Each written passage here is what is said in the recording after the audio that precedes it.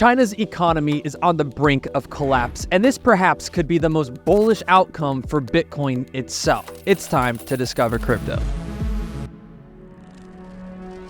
So in case you missed it, China's Evergrande is ordered to be liquidated by a Hong Kong court today. Listen here. Today at Hong Kong High Court, Justice Linda Chen ordered that liquidation order for Evergrande, which is really a long time coming. She has promised to really wind up the company if there's no progress between Evergrande and its creditors, and this is really happening. We're talking about a company that has over $300 billion in debt, and the bulk of that is in mainland China onshore, whereas the offshore creditors holds about $20 billion of dollars of debt, and that they were looking to restructure, but that restructure plan eventually fell apart. And Evergrande right now has offshore assets such as listed companies of the China Evergrande unit.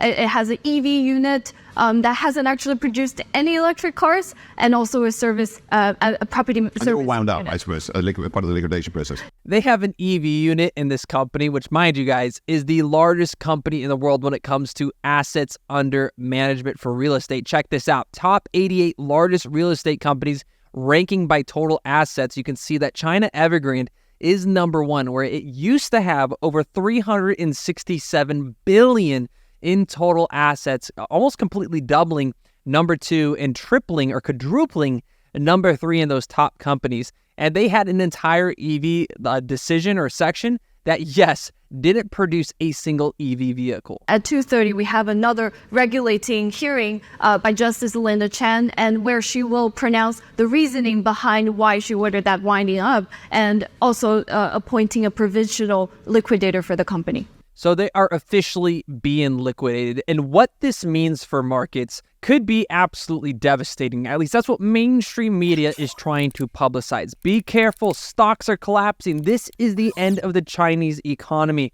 So ultimately, what does this mean for both US and China relations? And how is this going to impact both the stock market, financial institutions, and of course, Bitcoin? Because guys, this is over 10 times the size of the Lehman Brothers back in 2008. Looking at the chart here, you can see that China's Evergrande Group stock, guys, has plummeted by 20% after this court decision. And here's what it could mean for global business. First thing is going to be, of course, what's next for the Evergrande's creditors. A Hong Kong court on Monday ordered the liquidation of Evergrande, and this is ultimately a company, guys, that was once too big and deemed too big to completely fail, racking up debt to expand during a property boom that made the real estate sector a key driver of China's economic growth. Now, of course, because the economy has slowed down, property sales have plummeted, and Chinese regulators began clamping down on excessive leverage and speculation, this is sending their markets into turmoil. Now, in case you don't know, China's real estate bubble is bigger than anything in history. It is the largest bubble that has ever existed. In fact, they have multiple cities that are called Go Cities, where hundreds of thousands of people are currently living, yet they are meant for millions. And that's because on average, 20 million people move from the countryside and into the cities of China every single year, meaning they have to literally build an entire city the size of London or New York that ultimately is just completely empty and overpriced. And this is all propped up, of course, to massive vehicles known as LFGV vehicles, local government financial vehicles. And if you don't believe this bubble is that big, they made a replica of Paris in China, and it's completely empty. I mean, seriously, look at this. This is an Eiffel Tower sitting in the middle of a city that is completely empty. Now, there's obviously a lot of speculation around what this could mean. You have Ted Boydston on here saying today's implosion of China's Evergrande coincides with the 2020 Bitcoin cycle COVID meltdown. Coincidence? Of course, there's going to be tons of speculation and people trying to predict that there's going to be some 40% drawback for this. And there's a lot of FUD that is circulating and trying to FUD people in retail out of these markets. But here's Ray Dalio, the author of the famous book, The Changing World Order, and his thoughts on the property crisis. China, of course, as I mentioned, there's an economic transition, to put it into a diplomatic phrase. So how do you see the adjustment of its economic potential is now working on the relationship between China and the United States? There is an immediate problem that has taken place because of the real estate problem carrying to the local government financial problem. those problems are manageable if well managed well. There might be forms of restructuring, then need monetary policy and the like. They have an effect on people's attitudes, their willingness to spend money and so on. That's, of course, an issue. And then there's the international issue.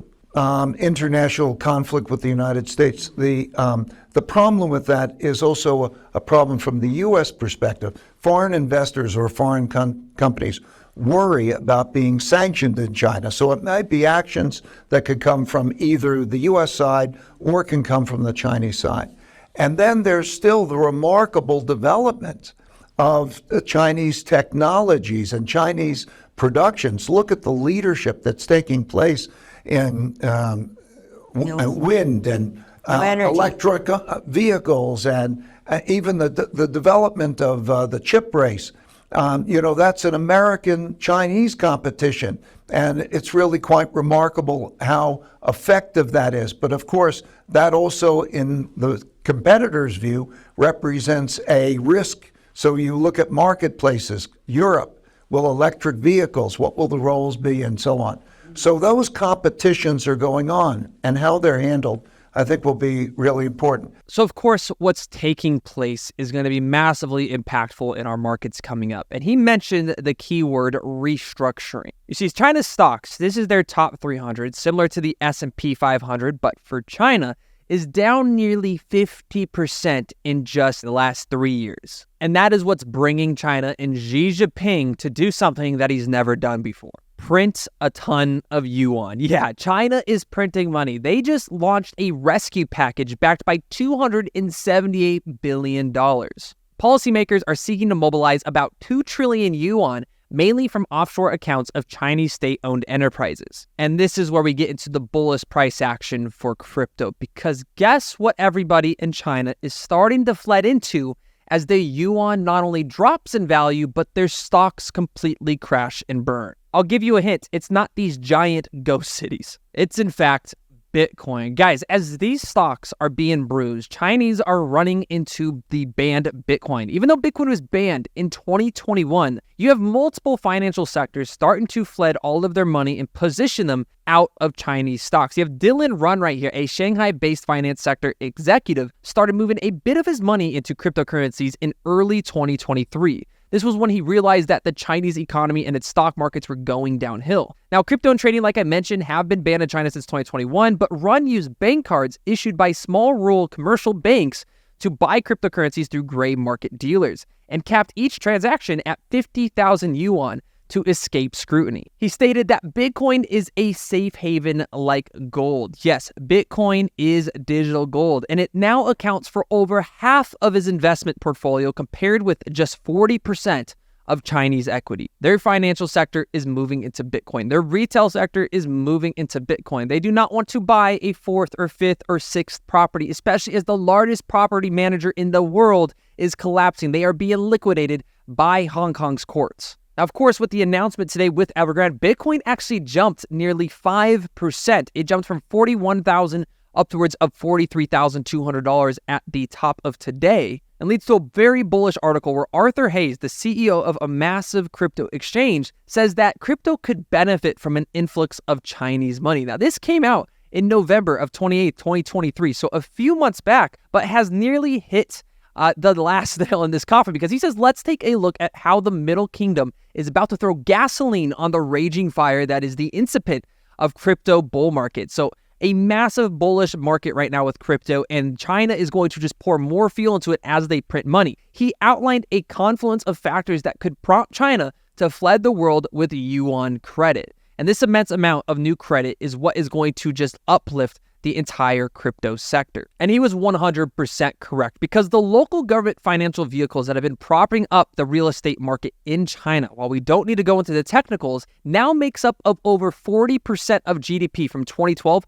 to now 95% of China's GDP in 2022. Here's a breakdown of China's government bonds and local government financial vehicle debt as percentage to GDP. As you can see, it's almost up only. This is going to be the greatest bull market we've ever seen for crypto. Not only do we now have asset managers launching the greatest financial products to ever exist, Bitcoin spot ETFs, We have altcoin ETFs right around the corner, and we now have Hong Kong opening up to more Chinese investors because they're collapsing their economy due to the immense amount of debt that they've accumulated. Bitcoin is a safe haven. But let me know in the comments, do you agree with everybody that Evergrande is going to crash these markets by 40%? Or are you like me and believe that this is going to force a lot of Chinese citizens into purchasing Bitcoin as a store of value? I guess we'll have to see it. I'll see you guys at the top.